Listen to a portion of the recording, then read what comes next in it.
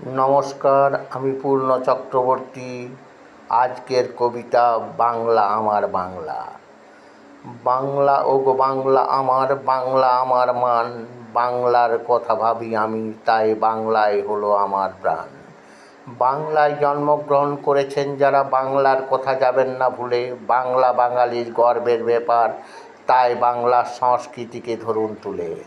বাংলার বুকে কত পর্যটন কেন্দ্র আমাদের উঠেছে যে ভাই গড়ে।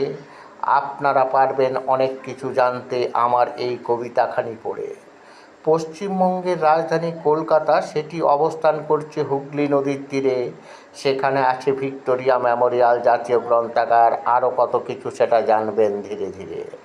পশ্চিমবঙ্গের উত্তর মধ্যভাগে অবস্থিত, সকলেই জানেন মালদহের নাম।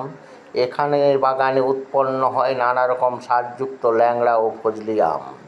পশ্চিমবঙ্গের উত্তরে অংশ অবস্থিত পাহাড় ঘেরা জেলা দার্জিলিং তার নাম।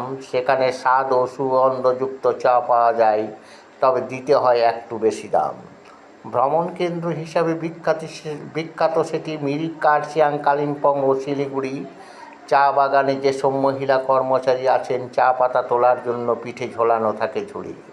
পশ্চিমবঙ্গের দক্ষিণ পশ্চিম দিকে বাঁকুড়া জেলা। মধ্যযুগে ঐতিহাসিক ও সাংস্কৃতিক গুরুত্ব বৃদ্ধি পায়।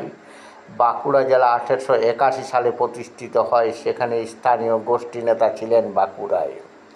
পশ্চিমবঙ্গের দক্ষিণ পশ্চিম প্রান্তে অবস্থিত আমাদের জন্মভূমি পুরুলিয়া জেলা।